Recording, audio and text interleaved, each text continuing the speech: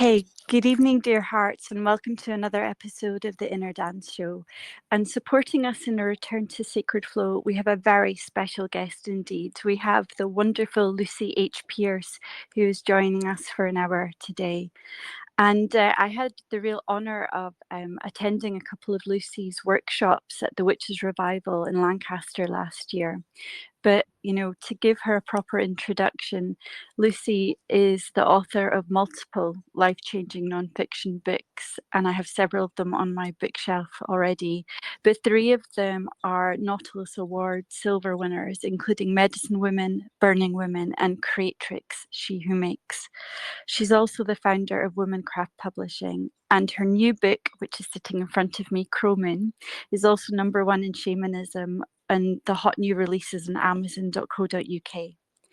And Lucy's writing really focuses on women's healing through archetypal psychology, embodiment, historical awareness, and creativity, just really everything that gets the juices flowing. So, Lucy, it's a real honour to have you here today to spend this time with you. Thank you so much.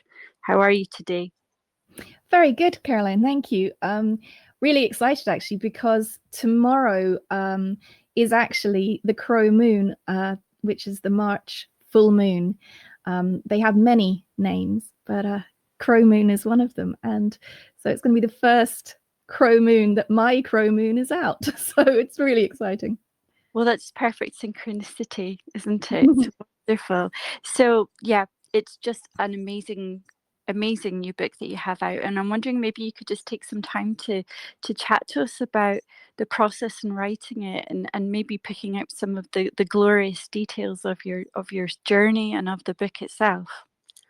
Absolutely. So Crow Moon is quite a departure for me because I would be known for non-fiction writing, and Crow Moon is a combination of words and images. I've always been a visual artist as well, alongside. I've done the covers for several of my books. I've done illustrations for a couple of books, but this was a different journey. It was a journey equally through the images as much as the words. And I went backwards and forwards between those two mediums to really journey deep into the places where I didn't have words, but I wanted to go. So the book started with an experience in the outer world. It started with during lockdown, we were only able to go 5 kilometers from home, and so walks got kind of boring because there were only so many places you could go. And so I was always testing the limits of how far I could get to an interesting walk. And so one place is a woods 5 kilometers from my house, and all the dog walkers were coming out because dusk was just falling, and I was heading into the woods. And as I did, I heard these crows, which I'd noticed as I was driving along the road up to the woods. I'd noticed all the way along, all the telegraph wires and the trees along the road were full of crows. And I thought, that's interesting. And then when I got into the woods, these groups of crows started all swooping in from different sides and then swirling around in the middle in this kind of empty space above the forests, and then swooping out again and swarming in. And it was absolutely incredible. It just took my breath away because there were, I would guess, at least 10,000 birds. It was massive. And just all of them coming in from different directions where they'd obviously been all day, and swapping the news that they had to each other in their really loud, raspy, croaking voices. So like it wasn't peaceful, like it was loud and intense, and then just swooping away again. And many people have seen a murmuration of starlings, which is a beautiful, very kind of ethereal kind of feel, whereas this wasn't that at all. This was intense magic.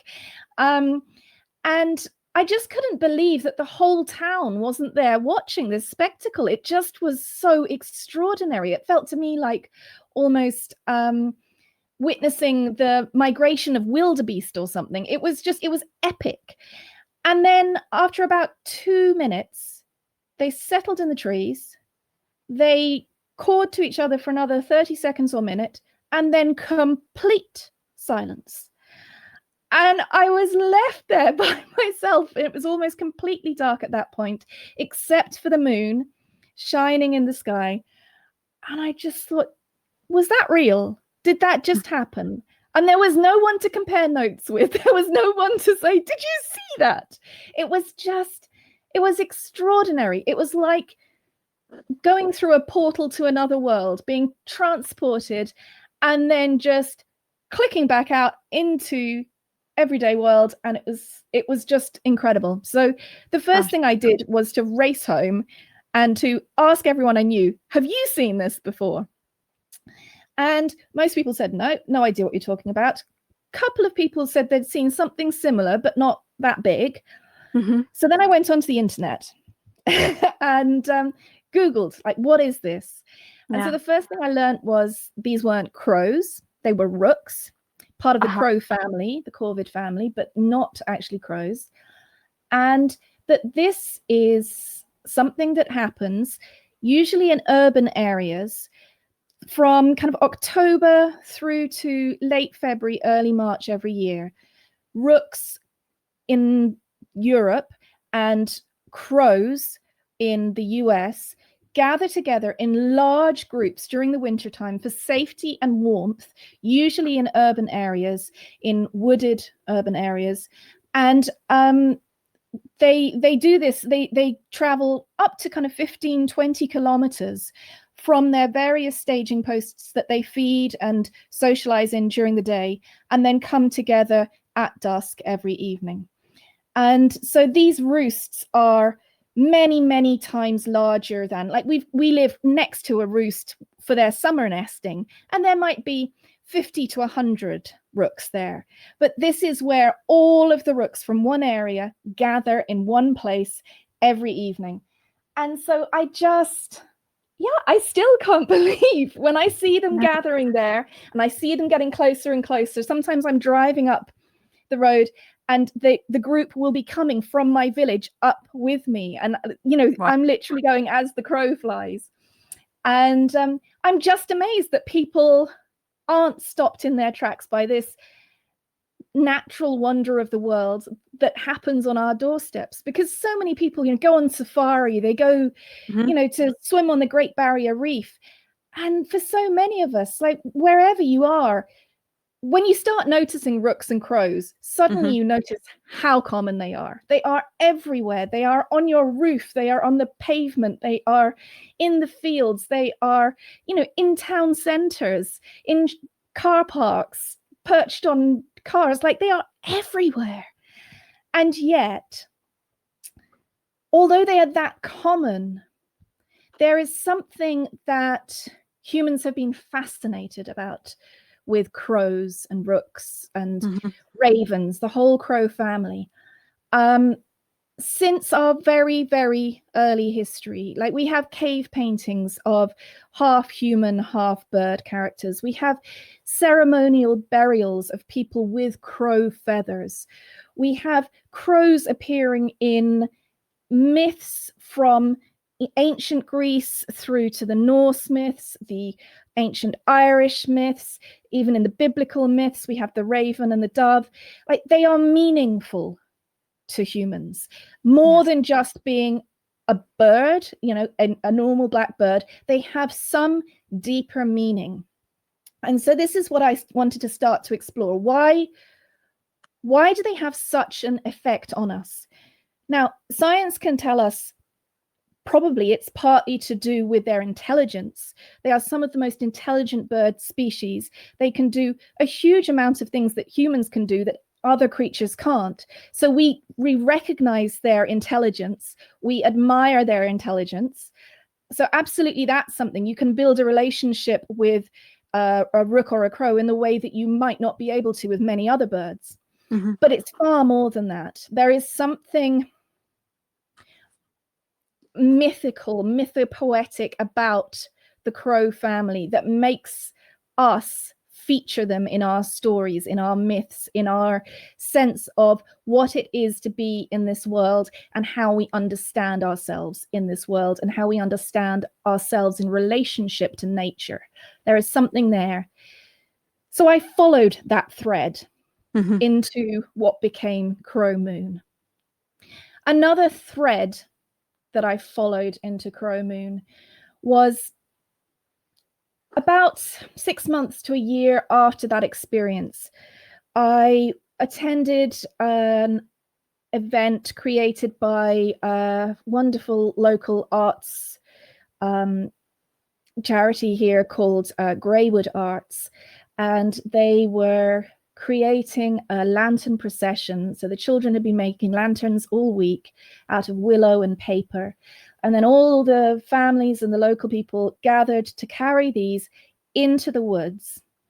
And we were led by a band of drummers and a woman in a top hat and a plague doctor mask. I don't know if you've seen them, but they're kind of very steampunk, kind of quite a little bit spooky, beaked mask and a long coat. And so we walked in behind her with all these beautiful lanterns bobbing, and it was dusk, and so the birds were coming in and they were calling and swooping over our heads. And I got home from that, and this image just came to me and demanded to be drawn. And I got an iPad recently, and I hadn't really done any drawing on it, so I didn't really kind of know how to use it or anything. But I knew that I needed to draw it on that. And so I started drawing, and this image came through very quickly in a style that I'd never used before, in black and white, which isn't something I'm known for. Like, all my art is usually very rainbow colored, very vibrant. And this picture of this woman in a cape, standing side on, with a beaked mask. And I was totally beguiled by her. And I was like, oh, wow, who's she? She's a bit scary. She's interesting. She's very beautiful. Where did that come from? And part of me could see the echoes of the woman who'd led the parade, but it wasn't her. I knew that very clearly. It wasn't her. So I kept coming back to this image over several weeks, kind of just curious about who it was, why she appeared, what she wanted. And so I'd started writing the crow bit of Crow Moon. So the first bit that I've told you about. But I wanted to know who this woman was. So I followed her in images using a technique called active imagination, which is a Jungian technique. Yeah. Making image after image, starting each one by creating a circle, a white circle in the center of the page, drawing a black square around the outside of that, and then using that central circle as a lens to focus on the next element of the story. And I followed this caped woman, and I followed her as she walked into the forest. And then a kind of an Alice in Wonderland thing happened, where suddenly all the proportions started shifting and changing, and suddenly she was smaller than a mushroom and still had to get smaller still to get through a door in this mushroom. And as these images were appearing for me, I would ask questions of them in my mind and write down the answers, write down any words that came to me. So it became this dialogue between the words and the images, backwards and forwards, with the constant question of, who is this caped woman? Where is she going? Why does she scare me? Why does she excite me? What is this journey? So Crow Moon is that. It is an exploration of crows, of the moon, of symbology, of what happens when we find symbols that are meaningful to us and work with them, and when we follow them deep into the unconscious self. What happens when we find images that scare us, symbols that scare us? How can we work with them and not back off or turn around or run away, but instead find ways to engage with them so that we can learn more about them? And it was about the dark woods, as children, we learn from movies and from fairy tales that the dark woods are dangerous. They're a place where children get eaten Mm-hmm. by witches or by wolves, where children go missing and pretty young girls go missing, and where nothing is as it seems, but you're not safe, so stay out. But also, we learn that exciting things happen in the woods. And so we're kind of always on that kind of, it's dangerous but exciting. Should I take a risk to go into the unknown, or should I stay safe? And so it was an exploration of the dark woods, both the literal woods. It was a time when I was, we were locked down, so I was spending far more time in nature, able to take far more time to go for walks, to learn more about my surroundings, knowing that they were rooks and not crows, learning to listen for more bird songs and learn which birds I could hear. I got fascinated by mushrooms, and so learning to identify dozens and dozens of mushrooms that previously I wouldn't have even seen, but suddenly not only was I able to find them, I was able to identify them. Mosses, trees. I was learning the names of the woods, so that the woods weren't just a kind of a strange other place, Mm-hmm. but was a realm of friends and companions, with beings with names, with different characteristics that I could recognize and spend time with and appreciate far more deeply than just walking straight past with my podcast in my ears or chatting with a friend and using nature as a backdrop. Instead, I was really building a deeply engaged relationship with nature, which I really experienced that time with the rooks as they were flying overhead. There was something spiritual in that experience of that complete connection with the natural world that I wanted to experience more. And I knew that the only way to do that is to really be able to be present in nature and to really take it in through every single sense, through every pore of your body. And in order to do that, you have to get familiar with it. Yes. It can't be a strange other. It has to be like encountering a friend. Yeah. So the exploration was about that too, about why is that a strange thing to do in our culture? How have we lost that skill, that ability to engage with nature and be transformed by it, which is, the natural human way of being, which is natural to indigenous cultures around the world, but for the Western modern world is a very strange way to be. So a lot of the exploration was around that, of the weirdness and getting okay with doing weird things, being perceived as weird, following these weird ways into the dark woods. The dark woods is also, in Western psychology, used as a metaphor for the unconscious mind. So the subtitle of the book is Reclaiming the Wisdom of the Dark Woods. So it's about going beyond our conscious minds and finding what else is out there, is out there in the dark inside us, what hasn't been named, what hasn't been seen, what hasn't been befriended inside us. And that can be a really scary journey, in a way much more scary than going into the actual dark woods.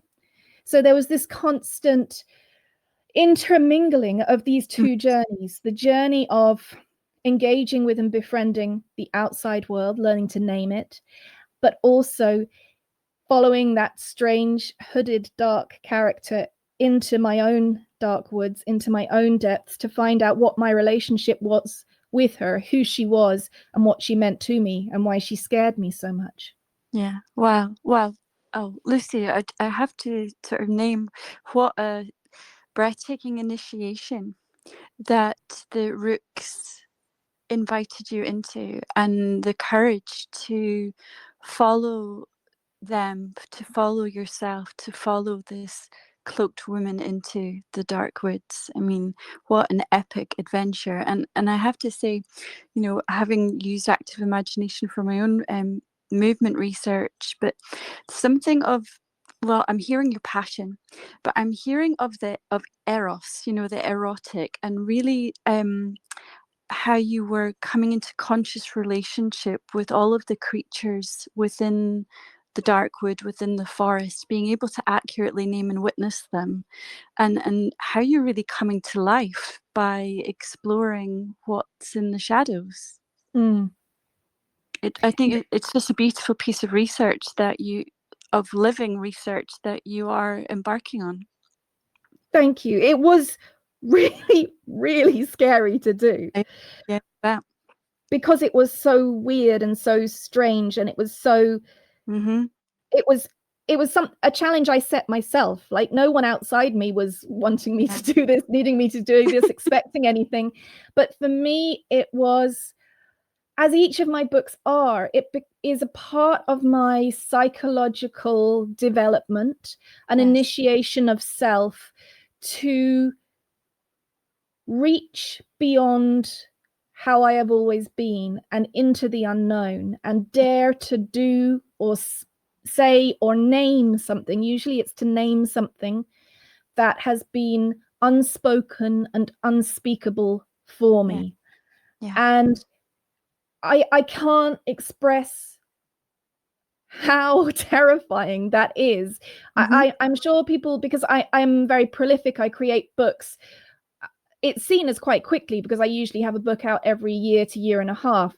A book usually takes me 3 to 4 years to travel. I just work on several books at the same time. And so my big books take 3 to 4 years, and then I often can kind of weave a shorter book in between times. But the journey is that long, it's that intense. Yeah. And it's always engaging with the place I never dared to go before, Sure. the edge of my comfort zone that was always a thou shalt not pass place. Yeah. So And real yet, liminal spaces. mm, Yeah. I had one experience. I had to do an embodied spirituality module for my master's, and my preference would have been something quite transcendent and glorious, but spider came through for me, and at the time I had mm, a real phobia. So as you're speaking of how terrifying actually this journey was at times for you, that really resonates in my body about having to really turn towards what perhaps was one perceived as a monster or something to be deeply feared, and to mm. resist and to open up curiosity and heart and loving arms and embrace and court what comes through.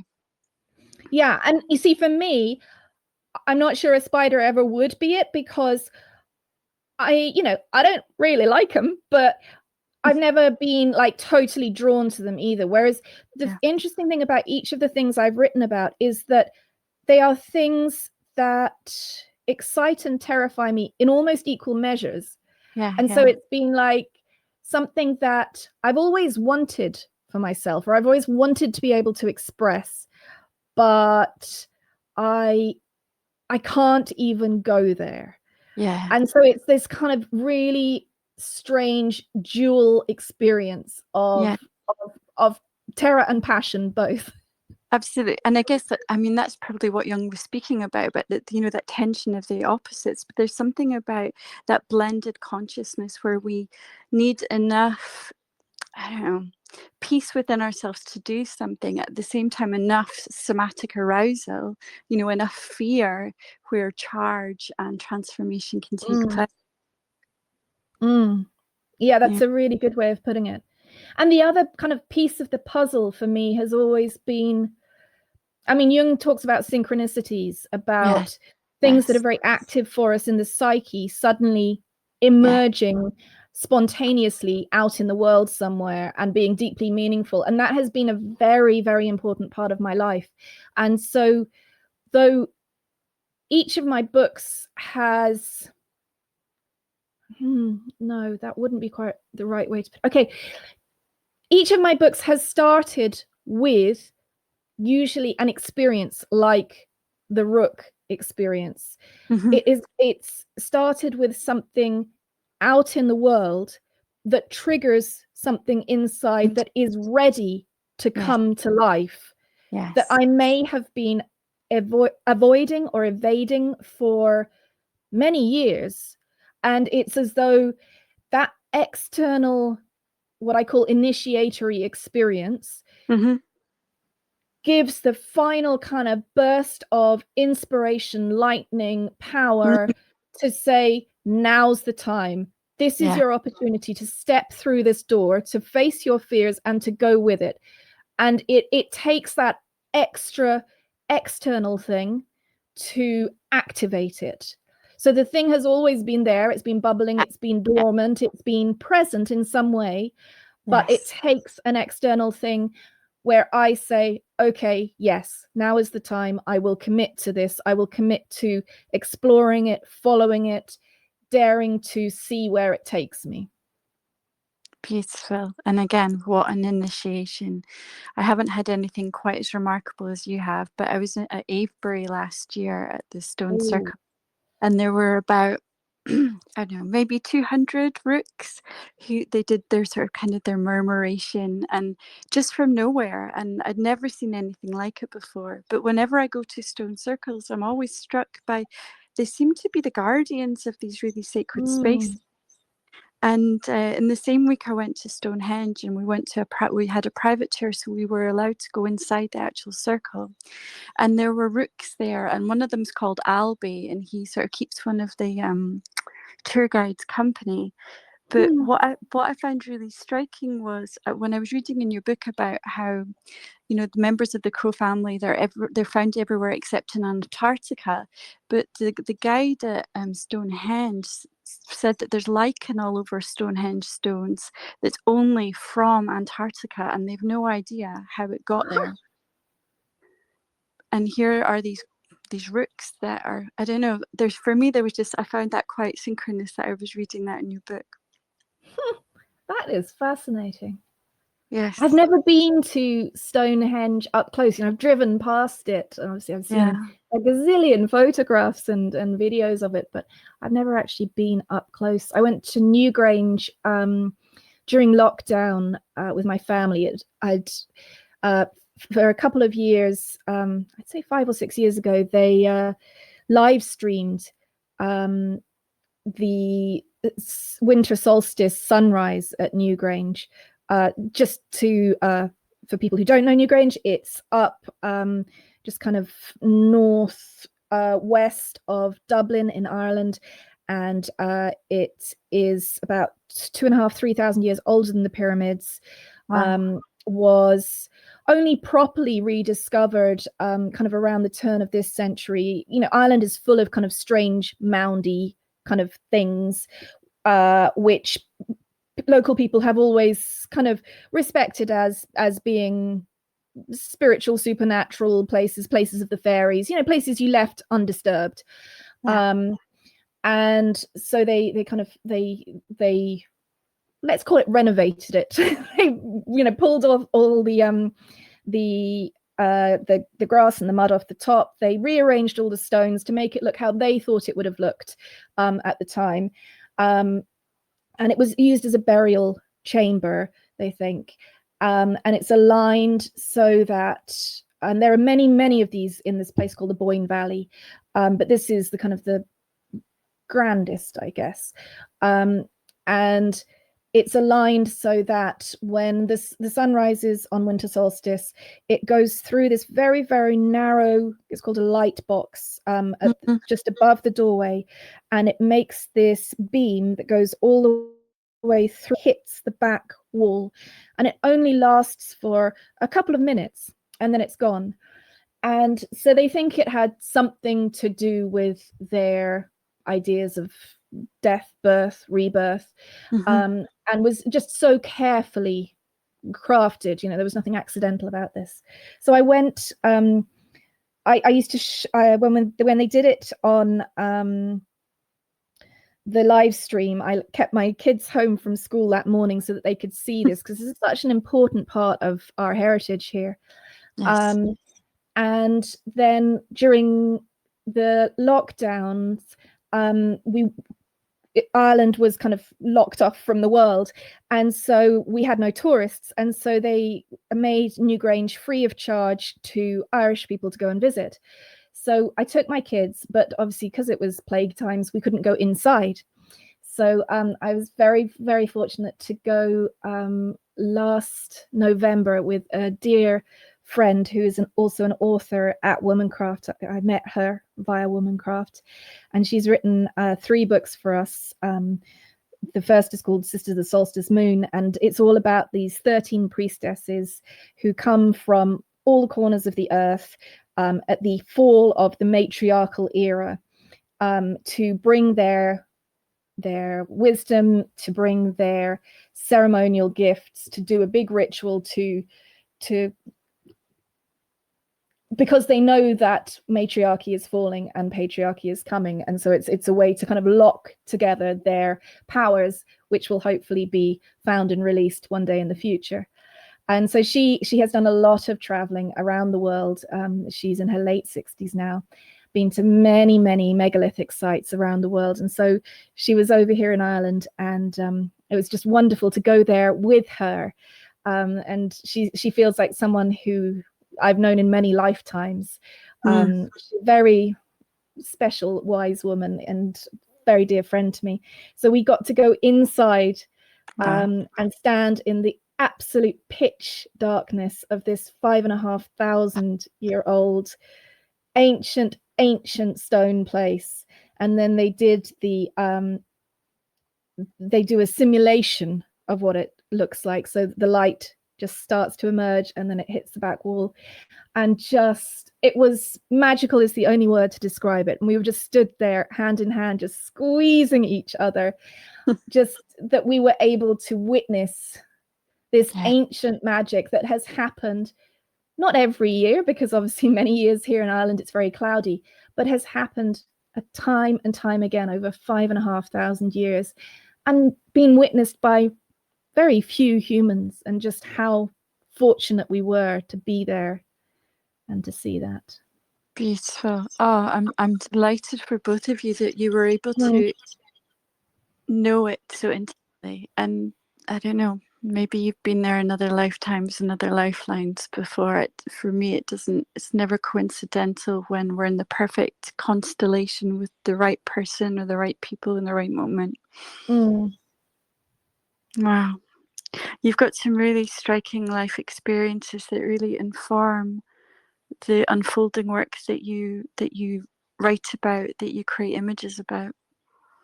I'm very privileged that I, like, on the outside I have a really normal life. You know, I'm married, I've got 3 children all in their teens. I live in a cookie cutter estate house where there's 20 houses all in the same housing estate that look pretty much identical to each other, except mine's nice and lovely light pink and looks like a marshmallow. But apart from that, you know, I live in, you know, a small village. You know, there's nothing particularly remarkable about my life in that sense. And yet, you know, I come from, I would say, a reasonably remarkable family, at least 3 generations back on both sides. All of my family have been creative entrepreneurs of one sort or another, have been, you know, renowned painters, glass blowers, potters. And then our generation, we've got musicians and actor and writer, you know, so we're quite unusual in that sense, as in I grew up around a lot of known people, you know, people who made their names in the world through what they made, which was always, it was really exciting to be around the magic makers, to be around the people who were making culture, making history, making art, and seeing how that was done, and seeing that that was possible, and seeing the challenges of it too, and seeing the necessities of it, because the majority of my family would be neurodivergent in one way or the other. We've got big, strong stripes of dyslexia running through. We've got big, strong stripes of ADHD, of autism, Down syndrome. So we have very creative minds and bodies and nervous systems, which necessitate different ways of being in the world, different ways of working. We're not the sort of people who would fit 9-to-5 jobs. So it's been kind of partial necessity and partial, this is our reality. And so I've been very lucky to be born into kind of seeing how one can live quite differently. Yes. But it hasn't necessarily made it easy. I've been somebody who was extremely academic, and so there was a lot of pressure on me from school to go to best universities, study very academic subjects, and I had to fight very hard to be able to study art at A level, for example, to carry on being able to be in plays and to direct plays and stuff when I was in sixth form, because they really wanted me to be fully focused on just the intellectual aspect of life, because that was a strength of mine. But for me, I've always had to have a lot of time to create, because that's how I live best. That is how I process the world. That is how I stay mentally and physically healthy. And it's what I was made for. And yet it scares me at the same time, because with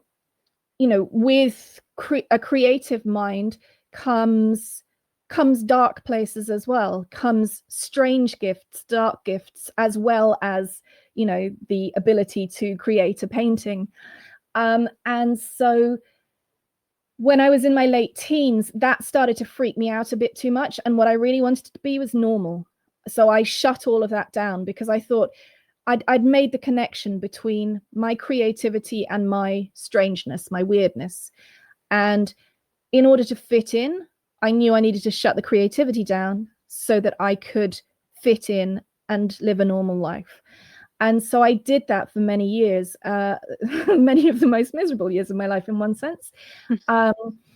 And it was only when my creativity emerged full force when I was pregnant with my first child that it became non-negotiable. I just realized to what extent it was a non-negotiable part of who I was. And if I wanted to be here, then that's what I needed to do. Okay. But it didn't make it any easier. It just made it less negotiable. Yes. So do you still find that you resist that creative impulse ever, or is that something that you just yield into now that you've accepted that this is the oxygen essentially that you need it to live, and you can't live without it, I'm hearing? Especially since Crow Moon, I would say less and less Great. do I resist it. A large part of Crow Moon was a renegotiation of power with my inner critic and with what was acceptable, what I could express and how I could express it. And that's been very freeing, but it was also an extremely challenging journey to do that. But there is far less of me that is out of bounds now. And I understand how I work far more. That I mean, what I've literally realized in the last, this is probably a 48-hour realization, is that the creative self that I shut down is actually my autistic self, my neurodivergent self. And so when I mask that, when I try to be normal, what I'm shutting down the creativity, but I'm also shutting down my neurodivergence. Yes. And it is one and the same.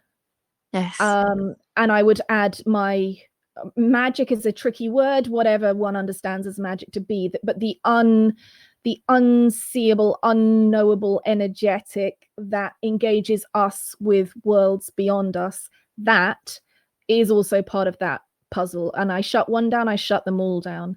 Yeah. And Crow Moon was a real renegotiation of that relationship and that unwillingness to mask anymore, to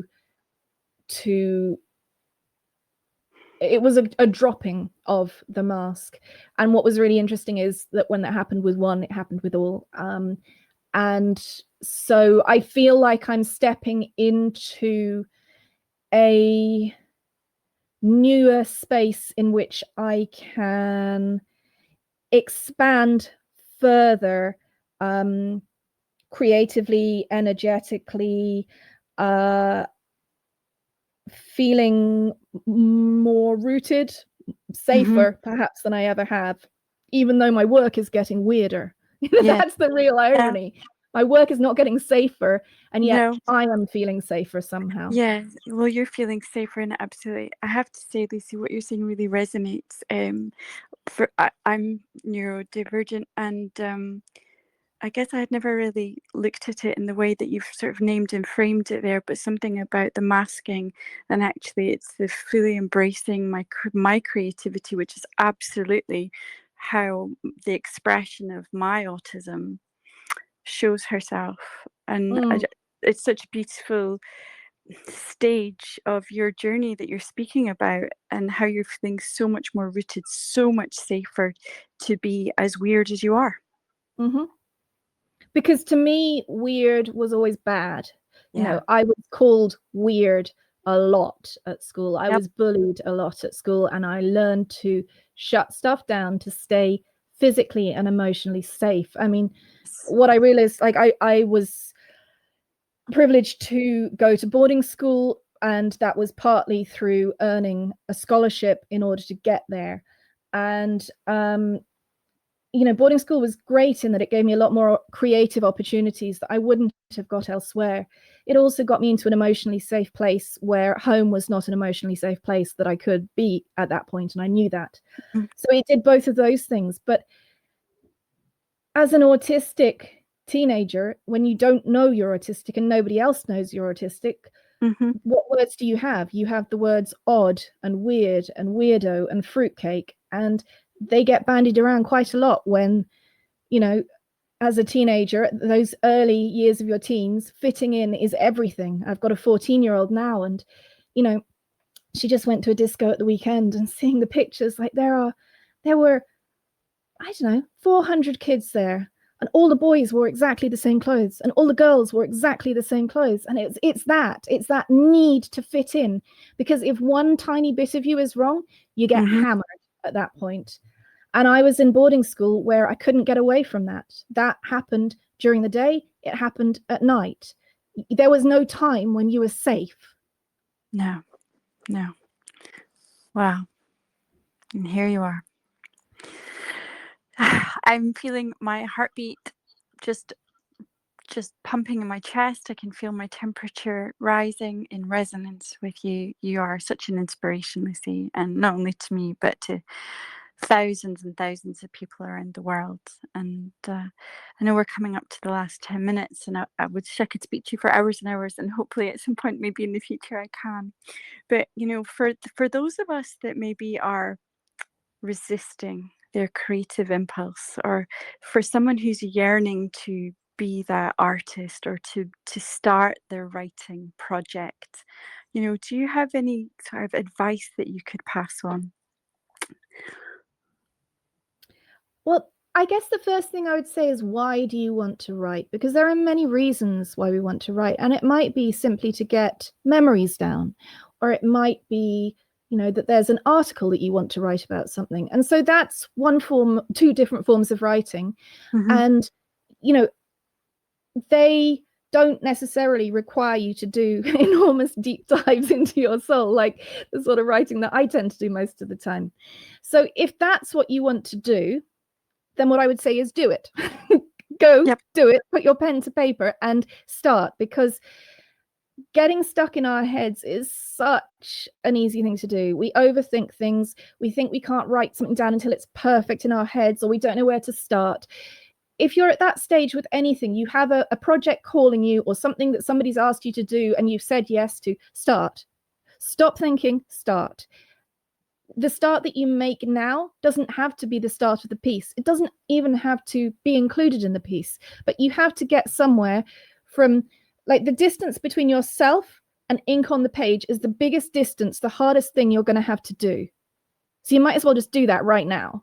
Like, literally, when you stop listening to this, pick up a pen, pick up a paper, and start writing. So that is the first bit that I'm going to say, is just get started. It done. Yeah. Get it done. Yeah. If you are wanting to write from your depths, if you're wanting to discover stuff about yourself, if you're wanting to work through stuff that you don't have words for, what you're needing to do is to find the unspoken and the unspeakable places. So you need to head your brain, your intention, towards that thing that intrigues you, that thing that tempts you, that thing that you desire, that thing that scares you. And you need to keep writing until you run out of words. And as soon as you run out of words, you need to find ways to describe that thing that you don't have the words for. Because what you're trying to do is give yourself language for the unspoken and the unspeakable. And we can always find ways around things. Even if we don't have the word for it, we can find a way around that word rather than getting stuck on something. And the other really important thing to do as part of that is to find your, what do I call them? It's been a while since I've got a course called Your Authentic Voice that I teach every couple of years. It's like your danger words. The words that spark the most danger in you, no-go words. I have a phrase for it, which is a really good phrase, but let's call them danger words. Words that you have been taught you must not use, you must not say, that are completely out of bounds. So it might have been your parents or your teachers or writing teachers or your priests or vicars or whoever, spiritual teachers, who said you can't use that word. That is absolutely not okay. Write about those words. Use those words. Power words. There we go. I call them power words because they hold such charge in them. And when you discover why they're unacceptable and why they intrigue you so much, you will have a key to a part of your soul that you haven't had access to before. And you will have the words to express what that power is.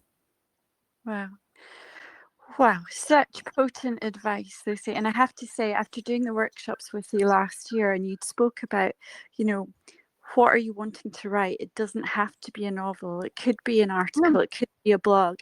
It got my creative juices flowing. I started a blog. I've written lots and lots and lots of diary pieces, which are slowly sort of dropping me into the deeper writing. I've got an article due out, so that's, I have to say, it does work, just getting it out on paper. But as you say, like, finding the language to speak the unspoken and to use those power words to reclaim that lost or that forgotten language within, the one that was disavowed, because that's our voice, isn't it, in the world? Absolutely. And like, literally, it can be, you can start with writing Instagram captions, Facebook posts, text messages. It can be things that are that small, that simple, because often people have this kind of thing, I should write a book, or people told me I've got a book in me, or you don't have to write a book. You don't even have to write an article. You can just write a tiny thing. But what matters is that it's resonant for you, that it's true for you, that it's meaningful for you, that it is expressive, not that it's saying what everyone else thinks it should say, not even that it needs to be clever, but that it is meaningful to you. Yes. And I guess that's the difference in that the kind of writing that stops the reader in their tracks. They can feel it in their body. They Mm. can feel the truth and the vibration even within the written word. Yeah, and that's it. What I wouldn't say that I'm a great writer in terms of my grammatical abilities, although I do edit other people's work and I know about that, but that's not my skill. My skill is in putting the unspoken and the unseen into words and making people feel the reality of that, because I have felt the reality of that in order to write it. Yeah. And that is what my gift is. That is what my work is about, and what my words seem to manage to do. So I have a course coming up. I have Great. a one-off session which is inspired. It's called the longer course is called Word and Image, and I run it every couple of years. And it's the process through which I created Crow Moon. And it's a process I've been working with for several years. And it's a way of engaging both sides of the brain. You don't have to be an artist, you don't have to be a writer to do it. It's simply about engaging the both sides of the brain, the word creating language part of the brain and the image creating part of the brain, and using them in tandem and learning to be able to intermingle those two skills, those two intelligences. So that's a 4-week course. And then as an introduction to it, or as a part to it, or just as a standalone if you want to, I'm doing a 2-hour workshop online in the middle of April about finding your own symbols through words and image. And it is using the techniques that I specifically developed for Crow Moon. And so it'll be working with active imagination, what I was talking about here, and being able to get into trance state to engage with image making and automatic writing, word creation. So they should be really exciting. I've never taught that particular bit before, so that will be brand new. And then the Word and Image course has had several hundred women over the years on it who have found it very powerful and helpful.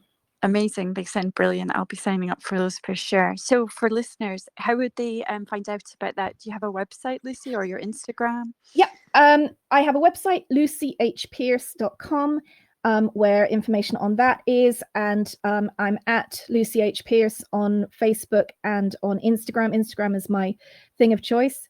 And I'm starting my own podcast early April called Creative Magic, which is going to be my opportunity to speak to artists, writers, musicians, magical women who have inspired me over the years, and get to talk to them about what creativity and magic, creative magic, mean to us, how we create, what we create, why we create.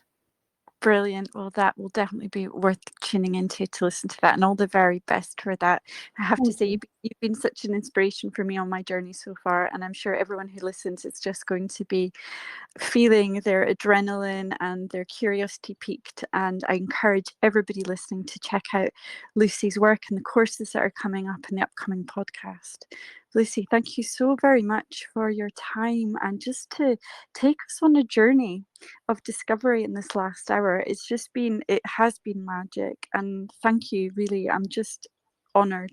So, is there anything else that you'd like to say before we finish up and I stop the recording?